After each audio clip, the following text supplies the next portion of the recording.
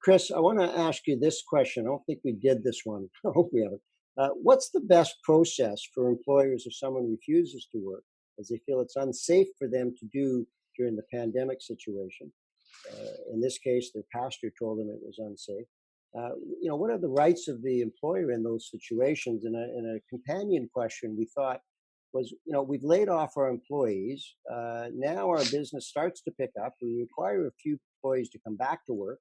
However, most of them refuse to come back, would rather stay on EI. What can we do as a company? Can we terminate their employment with us so we can rehire new employees? Do we still need to give them notice from the previous layoff and caused factory shutdown? No time to give them notice. So how do we do it? Can you answer that? Okay. So in terms of work refusals, an employee does have the right to refuse unsafe work under BC's occupational health and safety laws. And basically they need to have a reasonable, keyword reasonable, cause to believe that performing their work would create undue hazard to the health and safety of themselves or to another person.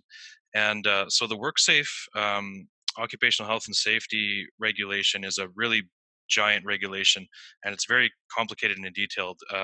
But it does set out a very specific procedure for dealing with work refusals in terms of the investigation that the employer needs to do and any reasonable measures that need to be taken to reduce or eliminate the workplace hazard if one does indeed exist.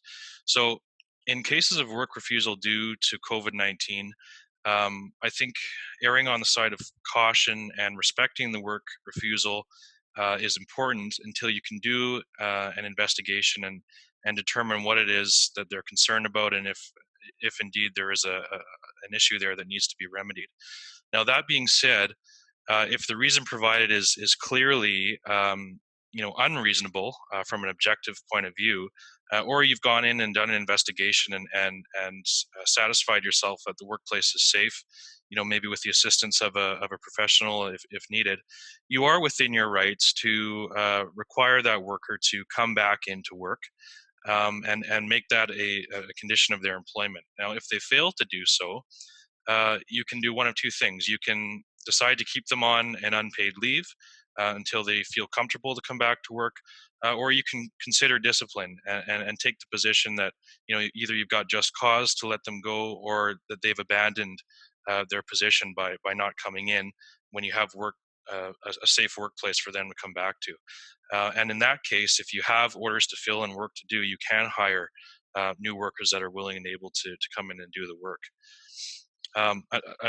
Another note of caution on that is there's something called a discriminatory action, and that's provided in the Workers' Compensation Act. And basically, if a worker makes a legitimate work refusal and raises a health and safety concern that's not unreasonable, the employer cannot retaliate against that worker by treating them negatively, by disciplining them, lowering their wage, or terminating them. And if they do that, they may face what's called the discriminatory action complaint.